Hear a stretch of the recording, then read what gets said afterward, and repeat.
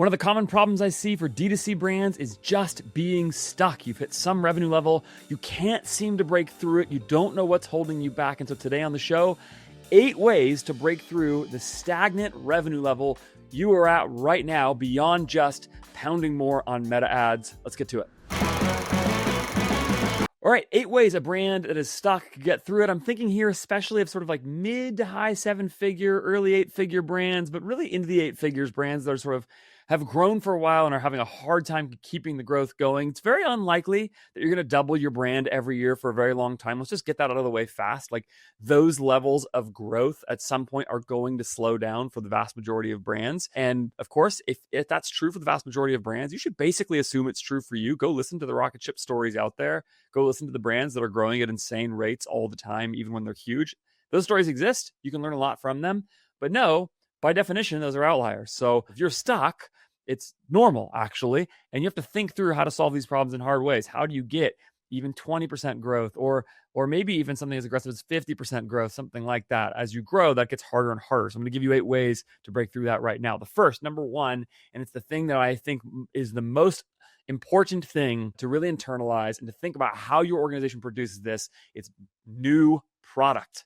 Number 1 is new product. And that can mean so many different things. I'm going to have Curtis Matsko on this show from Portland Leather Goods. He's coming on in a few weeks. So by the way, wherever you're watching or listening, subscribe right now. You're not going to want to miss that episode. One of the things that strikes me as so impressive about Portland Leather Goods and Curtis and what they've built there is an insane volume of new products releasing all the time. Now, you've heard stories like that before, but the thing I want you to really understand about what Portland has done is that they own all their manufacturing so that they can do this. And you probably can't go own all your manufacturing. Curtis literally moved to Mexico where they manufacture their leather, okay? You probably can't do that right now at your stage of business. You might be able to, and you might maybe consider it. But the reason that I bring up that story is that what I want you to hear is the level of investment from Curtis and his team in their supply chain in order to make this possible, that they could release a whole bunch, thousands of products per year as they've grown, that they could release that much product all the time to keep growing. The point that I'm making here is that when I hear great brands do this, in fact, let me give you another example. A few weeks ago, I had Nazrin Jafari from Mixed by Nazrin, long time. She's been on the show, 4 times or something now, has been a client of mine in larger and smaller ways for the last few years and remains a friend and somebody whose business I see closely, right? Nazrin said in that episode as well that she doesn't own her whole supply chain, but she is shopping new manufacturers, getting a whole bunch of reduced costs in her COGS, and is going to be able to keep growing. And that has happened at the same time as she has increased her product release cadence and grown her business a whole bunch. She had hit a ceiling, she'd been kind of stuck, and she released a bunch more products all the time. Now that's fashion and apparel, and so it's sort of the most obvious category to do that. Portland Leather Goods, similarly, right? It's an accessory, but that's something to learn from people in that space. The more product you can release, the better. And so Nazrin at a much smaller scale, right? Mid 7 figures, is hammering away at supply chain and critically her internal operational processes to release product as often as she can. And she's now got it down to where she's releasing product. I forget what her number was, but she's hoping to have 8 releases or something like that last year off of having like 6 or something this year. Maybe she's trying to even get to 10 or something like that. And to have those kinds of things. I think about another apparel brand that I've worked with, Melon, the headwear brand, which I worked with when they were very small. Now they're a huge brand doing awesome. They had gotten to a point where they were releasing product every 2 weeks at one point, and even aligning those product releases to customers' paydays, etc. Again, apparel, so it's sort of core to the thing. But what I want you to hear in that is that these brands work really, really hard to generate high quality products that do this. And they've built a whole bunch of time and effort into doing this really, really well. Again, I have another brand that's not an apparel brand, who I can't name the brand, but another brand where a product release for them basically doubled their business. And they're not apparel. Like I said, it just opened up a whole new set of customers for them. And this is what people, I think, miss a lot of times, is that new product is a way to re-engage past customers for sure. And that's one of the things that it does. It generates a bunch of returning customer revenue for you. It has much more impact on your retention than something like, better email or something like that. Better email serves the new product release, in fact. But new product, what it also allows you to do is reach customers that you are not currently reaching because they don't like your current product as much, even if they're kind of interested in your brand, you're just not quite there, or whatever it is. It allows you to make new ads, different messaging. It allows you to all kinds of different things. So new product is where you should be looking. And the critical thing here is that the operational and supply chain related processes take up a lot of time to do this very, very well. And I want you to consider that.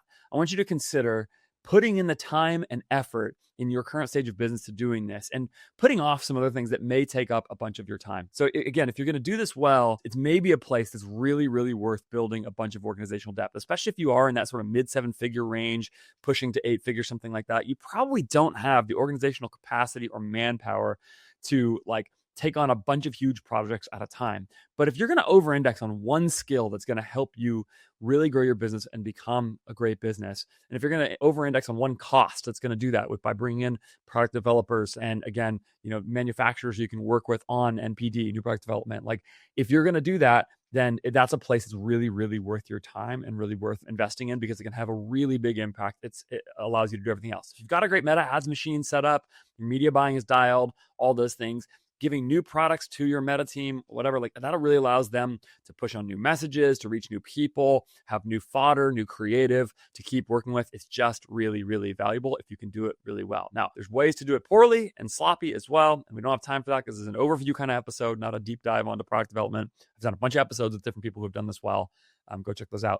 But that's the number one thing and is the first place that I would look. Are you really putting serious effort into your product development, making your current products better, releasing new products, etc.?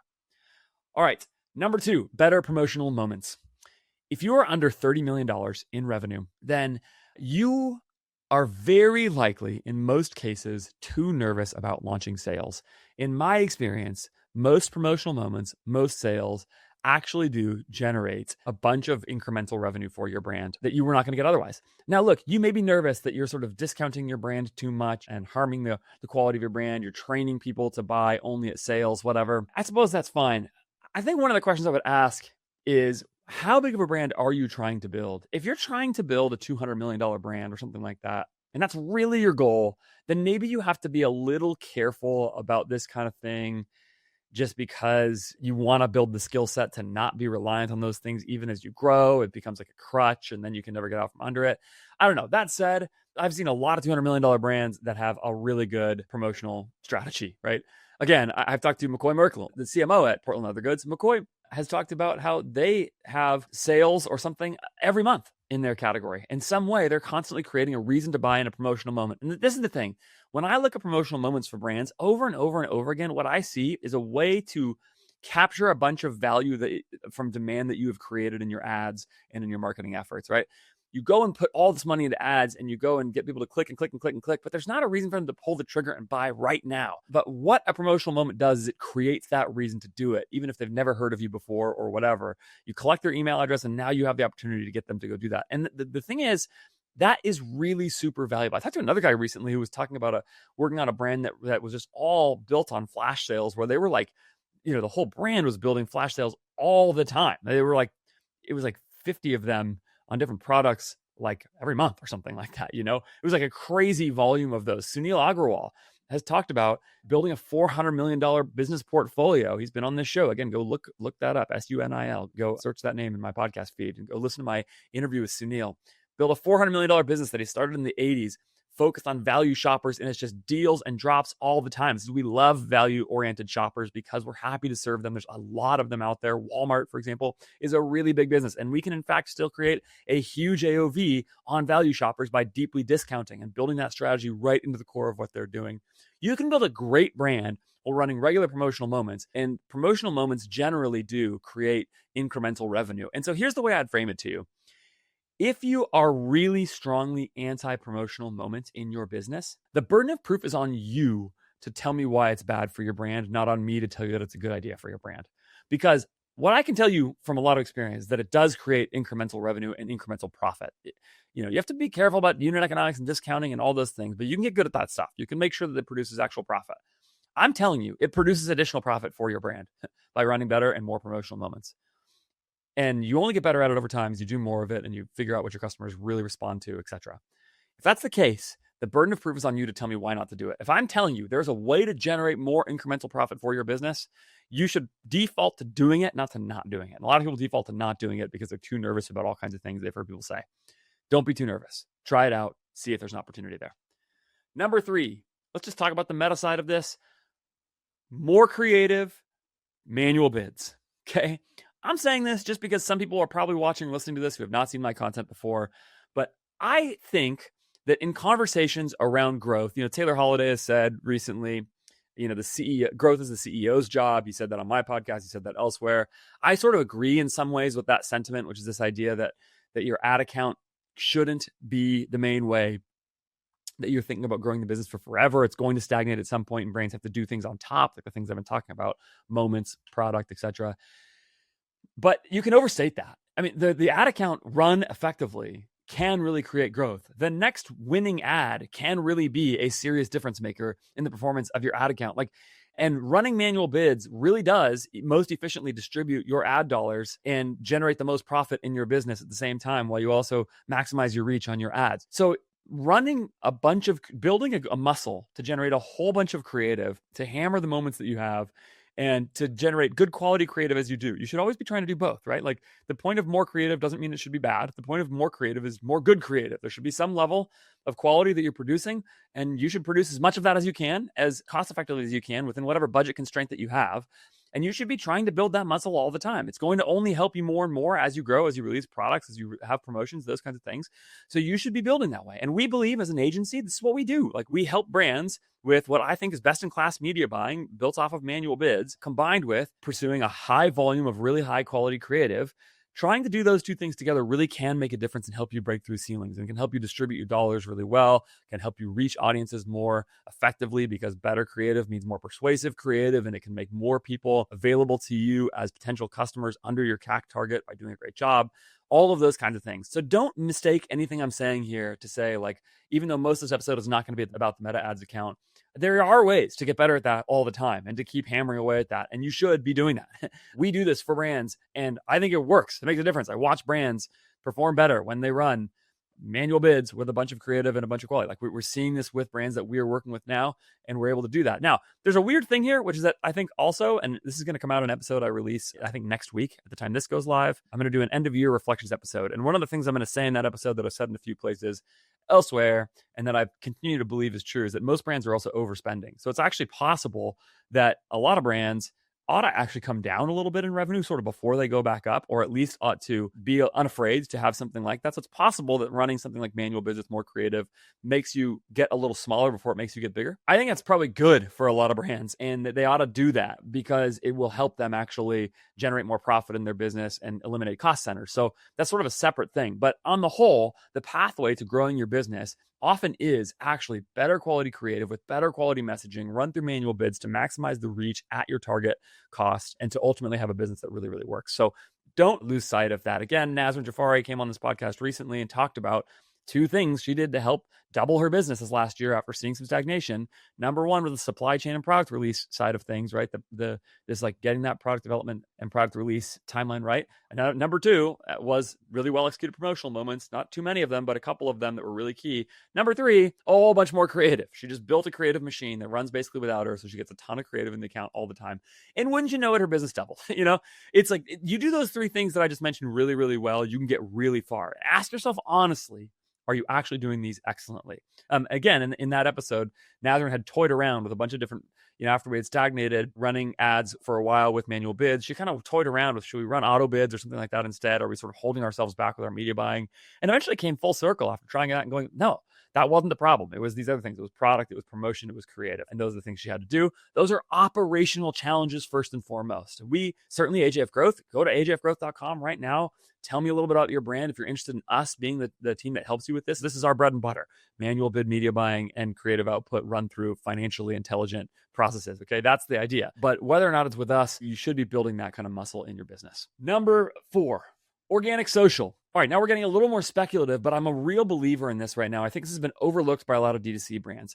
There was a time period in D2C where like organic social, and really especially influencer, like paid influencer, where you pay for post, those two kind of things came together as like strategies that sort of worked in a distinct way. And for a little while, there's also like the grow on TikTok, grow on YouTube kind of strategy where you had great output around those two channels in particular. And that allowed you to create a bunch of organic interest in your brand and a bunch of revenue, etc. But both of those things I think have kind of died. Like pay for post is dead with influencers, at least as a way to drive a bunch of revenue right now. There's a good use of influencers still. And then secondly, I just don't see as many brands scaling organic TikTok or YouTube or whatever it is right now, the way I saw a few kind of outliers doing some things really impressively.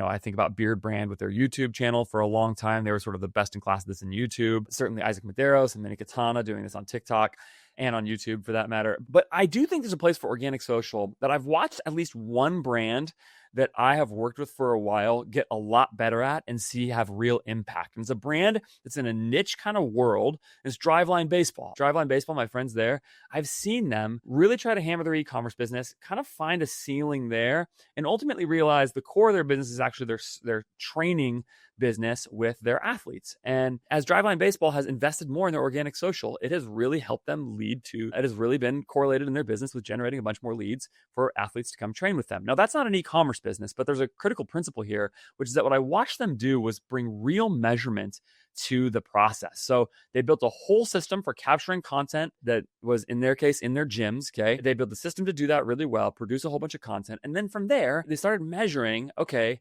on average, how much reach do we get per post? Okay, if I do this over a long period of time, how much reach do I need to generate a lead? And they just sort of built a simple model that allowed them to figure out, okay, well, what does that end up being at a CPM level? If it takes me this much money to produce the content, to generate it somewhere, and if that much money produces X number of leads, okay, then I'm going to try and build and give myself goals around how much reach I can get and how many leads that gets me. And then I'm going to build an organic content machine to reach my core audience doing that kind of thing. Now, I love this way of thinking about it because Driveline Baseball is a niche baseball thing. It's like for high level baseball players who are trying to train with the best baseball training facility in the world. And so there's actually a decent number of those kinds of levels of baseball player. You're talking about really good quality high school players. You're talking about D1 and other college athletes and even pros and MLB players, all the way up through the greatest MLB players who've ever played the game. But that still is high level baseball players. And this is actually the kind of people that I think a lot of times ought to be thinking about organic social in their business, is brands that have some kind of a niche community. And niche almost sounds like I mean small, but I don't really necessarily mean small so much as I mean self-contained. I mean a group of potential customers who are addressably in one community, right? An old version of this would have been CrossFit in my days at Kalo. You've heard me tell that story before about how we reach those people. But the basic idea is if you think that your product appeals uniquely to some community of people or could reasonably do that you want to reach over and over, organic social can be a great investment. It just takes some time to build muscles for, to pay off. It's a little harder to measure than just like seeing a CPM in Meta and pounding the spend more button, right? Like you actually have to think through a process here where you're setting it up the way that my friends at Driveline did, where it's setting up like an actual dollar per lead or dollar per order or something like that kind of cost. And the goal here is really to think about going deeper with that community of people and what I would call sort of a medium reach medium. Okay. Sorry to use the word medium twice there, but like a middle reach, right? So there's like some things you can do that are super scalable, super fast, like Facebook ads. You just press the button and it spends more money and you reach millions and millions of people. There are other things you can do that are extremely narrow and extremely like go really deep with a few people, like pick up your phone and call customers or go do an event. Do event marketing where there's going to be 500 people in an event or 1,000 people in an event or even 5,000 people in an event. If you go to an event where there's 5,000 people at the event and you set up a booth there, you're only going to reach, I don't know, maybe 1,000 of them. I'm not sure exactly how many, but you're not going to reach that many of them. And it's going to take a bunch of time and effort. You have to travel, you have to buy a booth, you have to set the booth up, you have to do all these different things. And it's going to be like expensive and a bunch of work. The only reason you ought to do that in your marketing is if reaching those people is disproportionately valuable because you can go really deep with them by being live with them at an event they care about. Maybe they're really core customers or whatever. Organic social is somewhere in between those two. It allows you to reach a sort of medium amount of people, somewhere between very small and very large, right? But it allows you to do it replicably over time with potentially some deeper hits on those people. And I think this is a muscle that a lot of DTC brands have a hard time thinking about because you just think like, I don't know, am I going to really actually reach anybody or whatever? But the people you reach in your organic social are going to be people who, again, are really core and who maybe at some point you do go and show up with at an event. And what I want you to think about really is, do you have that kind of audience? If so, who are they? What kind of content appeals to them? And how can I get really good at making that and give myself some time here?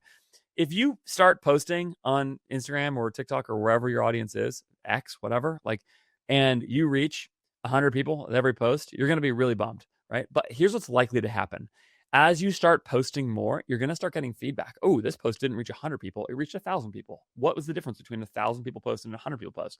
And you'll go try and make 1,000 people post. I know this because I have an organic content engine. I've never paid for a single view of my podcast.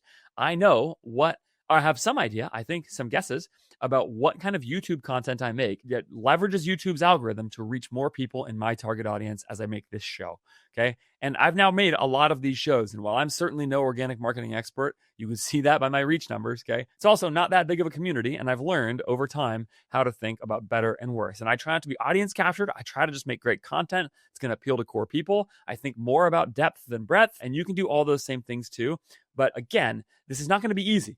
Building this kind of thing is going to take effort over time. It's going to be really knowing your customer, knowing where they are, knowing how to reach them. But I think this is one of those ways to generate a lot more depth and a lot more value with your core customer. I think more brands ought to think about it. Don't worry about virality here in the true sense. What I hear from everybody who goes viral is that actually super viral posts don't generate very much money. And it's because it actually gets away from this depth thing. Virality by definition means you've sort of broken containment on your core audience. And you want to get somewhere in that sort of core to middle core audience with organic. That's where I think the real value is. And that's where I think you should be thinking about the value of the channel. Number 5, related to this, influencer, event, and other depth approaches. So I just mentioned influencer. I just mentioned event. Okay. So we just say influencer, event, and more. Okay. These are actually really good possibilities for how you ought to work with your audience, particularly again, if you're really niche. What I'm thinking about here is like, how do you show the person that you are trying to reach that you really are for them? Where do they congregate, whether that's in person or online? And how do you go show up there? How do you create an influencer deal with the right kind of influencer that makes sense for your audience? Even if that means giving away equity in your company for an influencer equity deal, which I've seen brands do. I've been inside a couple of those deals. And I've seen it really matter for brands where like having a really good quality influencer really matters. How do you do that? What about showing up to the events where those people are? One of the mistakes we made back when we ran Slick Products, a brand that was targeted at off-road wash, okay? So wash products for off-road vehicles, dirt bike, ATV, etc., is that we didn't do any event marketing. Now, part of that was because we were cash constrained. But in retrospect, one of the things we should have done is we should have been going to different places where really hardcore dirt bike and other people were showing up, whether that was races for them or other, I don't know what it would have been. That's not my community, right? Other places showed up with a table and showed up and said, here's our product. Let us show you how awesome it is. You should see, demonstrate it in person, those kinds of things, and really be where the people were so that we could show them, hey, you people who care a lot about this niche sport, about this community, you people, we are for you. We are with you, and you should buy our product because we understand you and we really are for you and we're really quality. We didn't really do that, and we should have. And I think a lot of brands ought to be thinking about this as well. The thing that is required for you to think about these bigger influencer deals or for event deals is that you have to get outside of the mentality that it's going to make you money right away. You have to be ready for a long payback window. This is why, like I said, pay for post for influencer to just like generate a bunch of revenue right now is dead. I worked with Diff Eyewear a long time ago. Diff was built on pay for post with like reality TV stars, okay? And that was the way that they got going. It was like, pay this person a bunch of money. They post on Instagram, a whole bunch of people, somebody who was on The Bachelor posts, a whole bunch of people flood to the website from that. I think they were doing stuff with like a Kardashian or something at some point early on. And it was just like tens of thousands of website visits, like immediately coming to the website to where they could actually just say like, I don't know, we paid 10 grand for this post. We made 20 grand in revenue. It was a win. Or we paid 10 grand. We only made 5 grand. It was a loss. Nobody measures that this way anymore. You have to think about longer term payback windows. Event marketing, if you show up to an event with a booth where you sell product and you break even net of everything that you have done great on your event marketing. But what you have done is over time showed people you really are for them. And so much of the problem, so many of the reason that D2C businesses don't actually grow over time or they stagnate is because they are thinking way too short term about their business. They're hearing them rocket ship growth stories and they're going, oh, I just got to pound my Facebook funnel farther and farther and farther, and that's going to be the way to ultimately get there. Like I said, there's a lot of value in pounding your Facebook funnel and doing a great job there. I think you ought to do that. In fact, in the order of operations here, I would be doing that first. Get great there as well. But a lot of people just are not realizing that actually showing up to one event doesn't really doing anything. Working with one influencer doesn't do that much either. But working with core influencers a whole bunch of times over the period of 5 or 10 years and trying to build something lasting in a space with people who really care about it, people who care about their community and their stuff and their values and those kinds of things, or showing up to 20 events over that time to where people see you repeatedly and now know this is a part of my community, that's actually where the payoff is. And so if you are thinking really short term about how do I generate a whole bunch of money right now, and that's it, these strategies are not going to work for you. But if you're thinking about how to build a long-term valuable business with real resonance in a space that people actually care about and that matters in that space, these things will actually matter for you a lot. And you ought to go show up and do them. And you should think about, what amount of money can I allocate right now to go make this happen? What's the most I can do? Well, that's the most you can do. If you've got an extra 20 grand this year to go put into something like this, well, then you've got 20 grand. Think about how to allocate that as well as you possibly can. What are the events that are most local to you so you can cut down on travel costs? Are there 4 influencers that you can get multiple posts with at $5 grand each, or sort of middle tier influencers? If that's what your investment is this year, and you can also reuse them for your ad content, something like that, then that's fine. Next year, maybe you'll have 50 grand for it and you can go a little bigger. The year after that, you might have 100 grand and so on. You build it slowly over time, but you keep showing up to where people are at. Show them that you actually care about them. Support the charities they support, all those things. And that's how you build a brand with real resonance. Okay. So consider that. If you are listening to this episode and you hear me talking about CRO testing that is serious and process-driven and profit-driven and goes beyond the basics, you know that you need to be considering using INTELLIGEMS. Go to INTELLIGEMS.io to get set up with INTELLIGEMS. Very easy to get onboarded and get testing right away. It doesn't require a developer. You can just get up and get testing. As I said in this episode, you can test all of the things that really move the needle the most, and that's what makes INTELLIGEMS so great. You can test things very close to checkout, first of all, which is really important, like actually on the checkout pages themselves. That's a new feature. You can also test like price of your products. I bet you picked your price out of almost thin air. You have no idea what the actual best price to charge for your product is. You can test it with INTELLIGEMS. Test the site-wide offer that you give to new customers. Test your free shipping threshold. Test how much you're charging for shipping. All of these things that really do matter. And of course, all of the other more traditional CRO type test messaging and design, those kinds of things as well. You can even test full Shopify themes. Like if you're thinking about switching to a new website, you can do that as well. There's just so much you can do by having a good quality repeated testing process. That's why I think every one of my clients that is on Shopify is using INTELLIGEMS. It's just become the standard in this case. And on top of all of that, INTELLIGEMS measures the output of your tests critically based on actual profit per customer, not just conversion rate, not just AOV, but the actual profit you're driving. And it does that by tying into your cost of goods data in your Shopify store and then giving you the output based on your actual profit. So go get started. If you are going to start a serious testing program, and you should be, if you're listening to this, go to intelligems.io. Use the code FARS20, FARS20 to get 20% off your first 3 months. Nice little benefit there of getting started, make it a little bit easier to get going. INTELLIGEMS.io, FARS20, get going today. Number 6, let's get a little more tactical. Intelligent CRO. Intelligent CRO. What do I mean by intelligent CRO? What I mean is CRO, okay, conversion rate optimization. Sure, you should be doing that. It is a way to generate more value for yourself and for your customers, for everybody who gets to your site. CRO is just a way of figuring out how to communicate your best products in the best ways to your customers as they show up to your website. So that might be the arrangement of your menus. It might be the merchandising on your site. It might be the design of your site. It might be all the things that INTELLIGEMS can do for you, like price testing and offer testing and shipping thresholds and all those things. All those things really matter, and that's part of it, right? Really be thinking through the experience your customers are having on your website and how to get there. But I actually don't just mean this. And the place that a lot of CRO goes wrong is that people have no plan, no roadmap for what they ought to test next. They're just kind of throwing tests at the wall, but they're not thinking carefully about, like, what does my customer actually care about? What is getting in the way of them purchasing? What do I need to know about this? Certainly the price of your products and the offers you have are always things your customer cares about. And so you ought to think about prioritizing those in your testing roadmap. But you should be thinking about trying to pile up big wins over a long period of time. So let me give you a couple hallmarks of intelligent CRO, okay? First, have a real process for it. Have an actual process for what you're testing. And so what I mean is, like, know why you're testing the thing that you're testing. Make some kind of hypothesis about the revenue impact it can have and why.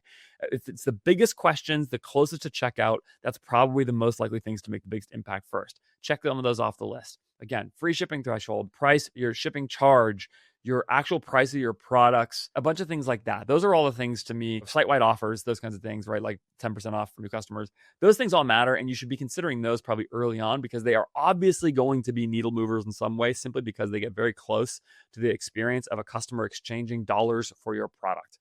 The closer you get to that, the more impact it's going to have. Okay, so there's that. But beyond that, think about, like, What about messaging? This is a thing I've watched Nate Lagos do, my friend who's the CMO now at Adapt Naturals, client of mine. And I've seen him talk about doing this back at Original Grain. I've seen him do it now at Adapt Naturals. He's really good at it. And what he does is like really prioritizes, how do I find the best and most important messages in my funnels, on my landers, etc., that are going to really move the needle for like customers' experiences. So there's that, okay? So think about messaging and then how that really matters. Try to think and understand, what does my customer really care about? How do I communicate that value as well as possible? Don't just rip off a new landing page super fast that AI made. Like think about, how do I communicate value to my customer? Make a hypothesis and do that, okay? Another thing I'm going to say in this, a third thing, okay, is don't end your test too early and seek to replicate when you have a win. Like, make sure your win is really bankable. What I'm saying is, please bring some statistical rigor to the testing that you're doing. I watch this happen all the time. Somebody launches a test and they're like, oh my goodness, cell A in my test got 20 purchases, cell B got 10. It's winning by 100%. That means it's definitely the winner, even if you know, like, okay, it's not actually 100% better, but you just have this sense that like it's so much better that even if it's not actually going to hold that level of result, it's going to win. If that's what you do all the time, you are going to constantly have false readouts. You may actually put live winners that make no impact all the time, or just waste time doing tests, or even actually have tests that have a negative impact on your site because you end your tests too early. I am so biased when I go into any CRO test that I ever set up. I have a clear rooting interest because I wrote a headline or something and I really want to see it win. Like, try as much as you can to think instead about creating a hypothesis, predetermining a time range. Don't just bias the test towards stat sig. If you just say, I'm going to end this test when it hits its statistical significance, you are biasing the test towards stat sig, and that is not actually a good test and not a thing to do. It sort of creates an arbitrary endpoint to when the test runs. Don't do that. Create a predetermined timeline, a predetermined amount of traffic, whatever it is. Run the test that way. And if you see a result that really matters, or that's too good to be true, or that you think could have a real impact, again, on especially as you get towards things like your price or whatever, before you go push the new result live, replicate it, or at least like replicate the test so that if you run it at 50-50 traffic split, and when you do that, you see like the control loses and the variant wins, and you're like, awesome, my variant wins, and it wins by a lot. But if it's a big test, like at least go run it again at 80-20 towards the variant and just make sure that you're not doing something wrong here, okay? So yes, replicate your test, bring some rigor to it. Again, think long-term. Don't think about how do I just like pile up a bunch of tiny wins right now and triple my conversion rate. That's not going to happen, okay? What instead you should think about is, how do I set things up for the long term of winning big over time? Don't just try to win in a short-term way right now. Try to win over the long term by creating solid winners with solid methodology. That's the way you ought to think about things, okay? And of course, with INTELLIGEMS, you should be doing that also with a profit focus. Make sure you fill in your COGS information. Know that your test is winning at the level not just of conversion rate, but actually of profit, and so on. If you are trying to add Google Ads as a meaningful part of your revenue in your business, and you're trying to do it in a way you can trust, with people with real technical expertise, so you don't blow money on stupid branded search ads, on stupid display retargeting ads, on stupid uses of your money that just suck value out of your business because Google hides what is best for your business in its reporting, you should go to my friends at ZATO Marketing, ZATO Marketing.com, led by Kirk Williams, very long time, extremely trusted PPC Google Ads expert in the space. I know Kirk personally pretty well. He's a friend of mine at this point, and really am a huge fan of what they've done. We've partnered with ZATO on a whole bunch of ads. What I always say about AJF Growth is that we will not run Google Ads for people, because I know how to not lose people on money, but I personally don't know how to use Google well enough. It's too technical for my skill set to actually make money for clients. And so instead, what I end up doing is referring people out to ZATO. We do this over and over. I've got multiple clients who've used ZATO for a long time to run their Google Ads, who've been really happy with it. I look at the reports week in and week out. I see under the hood of the Google Ads account. I watch what ZATO is doing, and I see really well-run ad accounts, no wasted money, attentiveness to things, high integrity. It's a boutique team, boutique agency with really high-quality people who've been working on Google Ads for a whole bunch of years at this point. You should make Google Ads part of your media mix in 2026. Almost certainly it has some value to you. ZATO is priced reasonably. It's just the first place I would look. Honestly, it's the first place I send people all the time when they ask me about Google Ads support. I send them to ZATO Marketing first. That's where I'm sending you as well. Go check them out. Tell them that I sent you. ZATOmarketing.com. Tell them you came through this ad so that Kirk knows that he didn't blow his money when he gave it to me. ZATOmarketing.com. Ask for Kirk, tell them I sent you. I think you'll be very pleased with the results that you get from ZATO marketing. Number 7, consider adding AppLovin and Google Ads. Now, Google Ads is a whole bunch of different things. It could be YouTube, especially if you have Amazon in your business. YouTube can make a real impact. Could be Google Shopping, categorical search, categorical shopping, those kinds of things. That stuff can really matter. I am also just so bullish on AppLovin.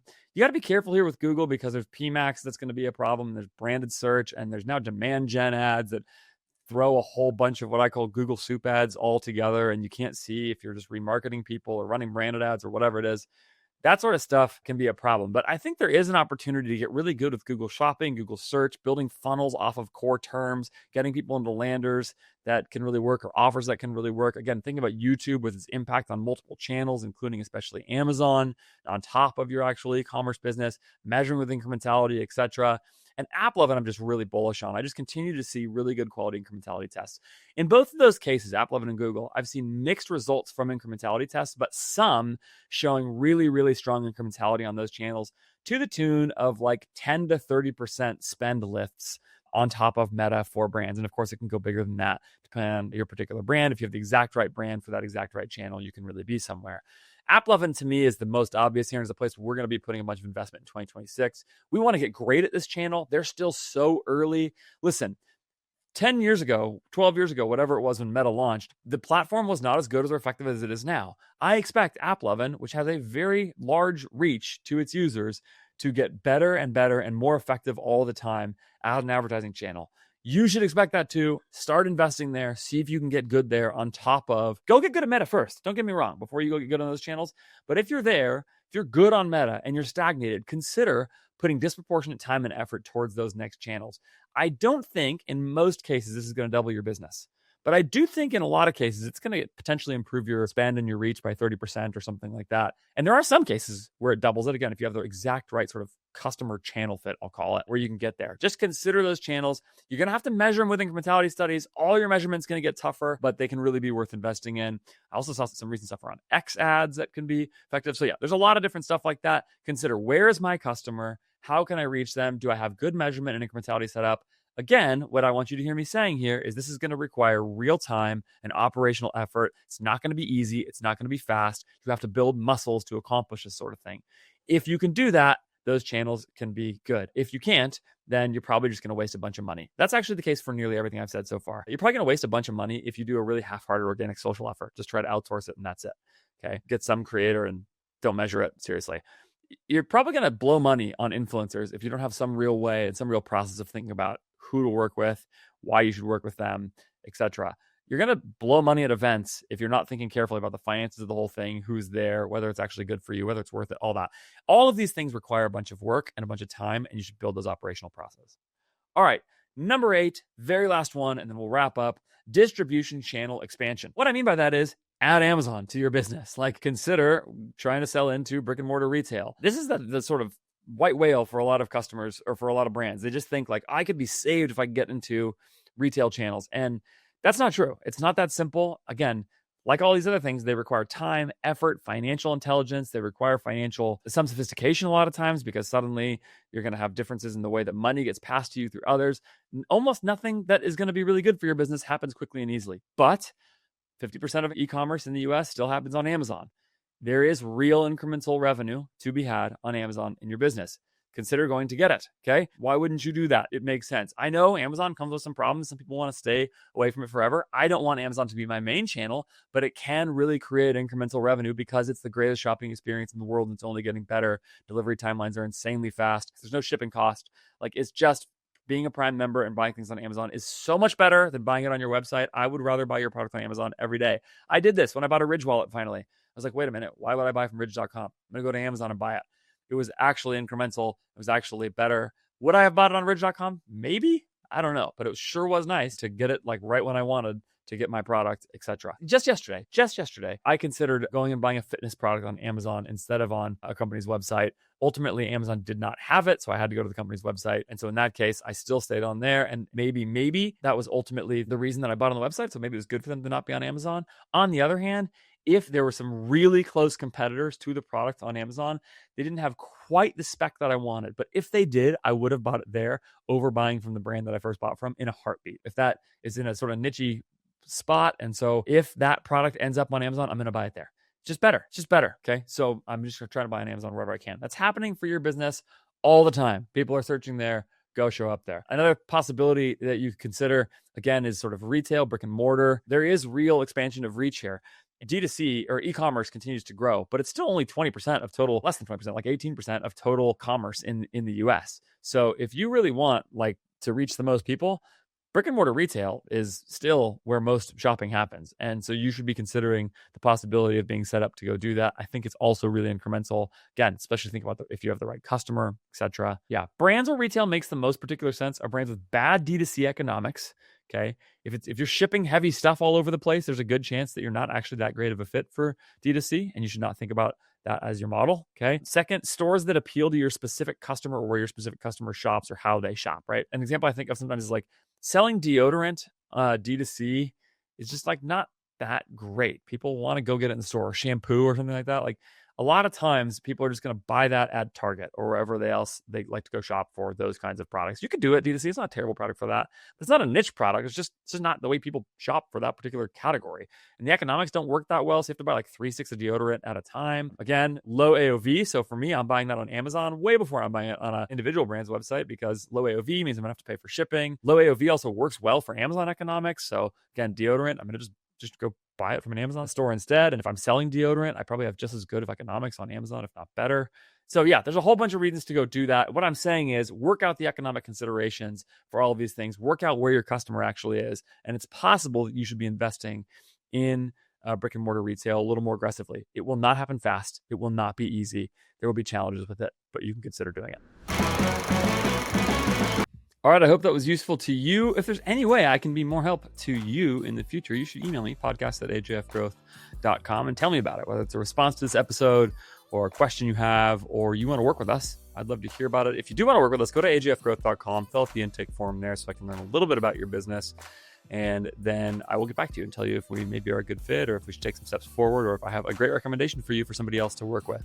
So please do that there. And of course, you should subscribe wherever you're watching or listening right now. If this episode was helpful to you, send it to somebody that will also like it. That's actually the number one way you can say thanks to me. And of course, leave a comment. Try to reply to all of them. I see them all, on whether you're listening on Spotify or watching on YouTube or whatever. I see all of them. So go check that out. Thanks so much for watching or listening. Do also go check out both of my sponsors here, ZATO Marketing, for all your Google Ads needs, ZATOmarketing.com, and INTELLIGEMS with the code Ferris20 to get 20% off your first 3 months. INTELLIGEMS.io is the place to go do that.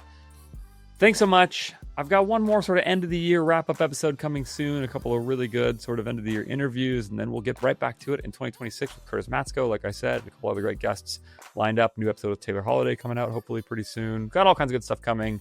Don't miss any of it. Thanks again. See you next time.